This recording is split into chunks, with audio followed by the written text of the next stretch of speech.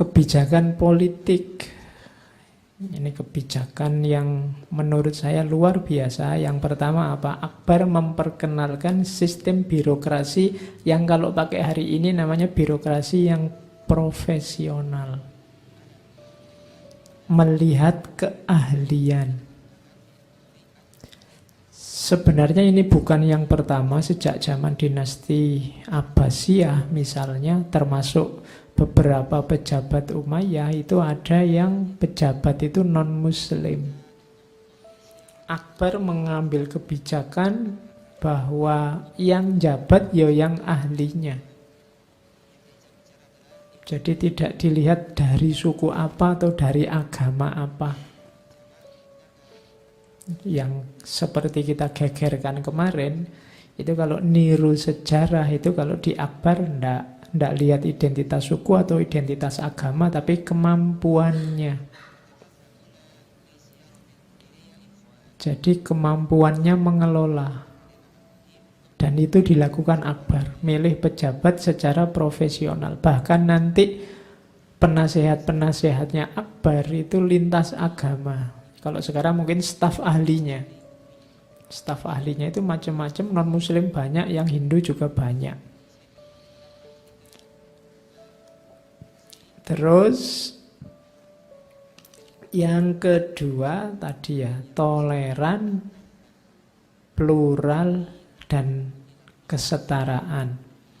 Kebijakan-kebijakan politik yang diambil adalah kebijakan yang tidak memihak, tidak melihat siapa mayoritas, siapa minoritas.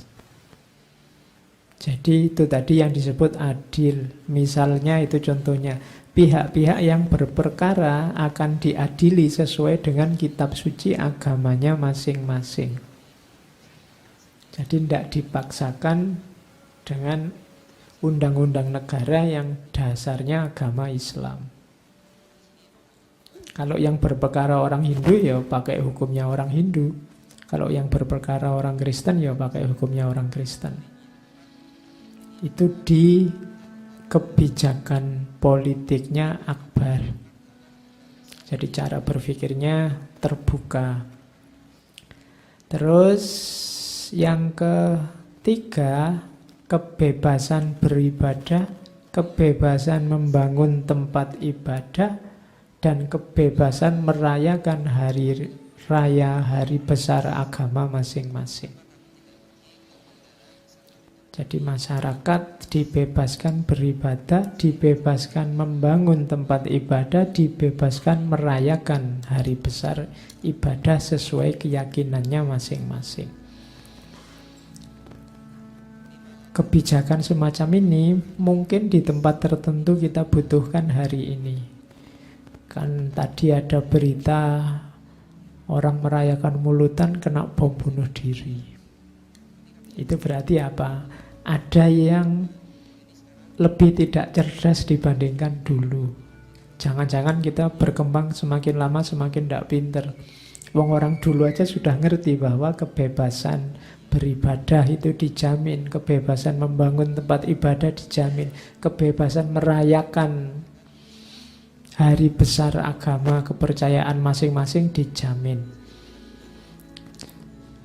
Sekarang jadi masalah lagi. Banyak orang yang gegeran rame-rame pembubaran-pembubaran. Nah itu menurut saya kita semakin lama semakin tidak pinter menyikapi perbedaan. Apalagi sampai bom-boman,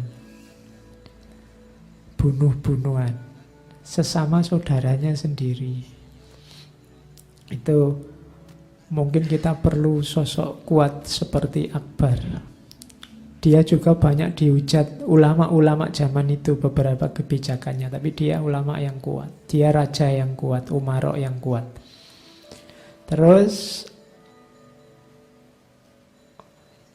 memberi hadiah pada rakyat yang miskin, biasanya hadiah tanah. Kerajaan juga memberi, terkenal Akbar ini suka mewakafkan tanah untuk torekot-torekot. Jadi Akbar ini dekat dengan Torekot Sistiyah kalau di India, dengan tokohnya Mu'inuddin Chisti. Jadi kalau ada masalah itu beliau datang terus ziarah ke makamnya Mu'inuddin Chisti untuk merenung, untuk mencari solusi dari masalah yang dihadapi. Jadi berarti Akbar ini suka ziarah. Saya tidak tahu zaman itu sudah ada NU apa tidak. Cabang India berarti kalau ada. Oke, kita kan mikirnya selalu begitu. Jadi itu kebijakan politiknya Akbar. Ini saya ambil beberapa saja, paling tidak nanti ada gambaran sebelum kita masuk ke gagasan besarnya. Seperti itu loh sosoknya seorang Akbar.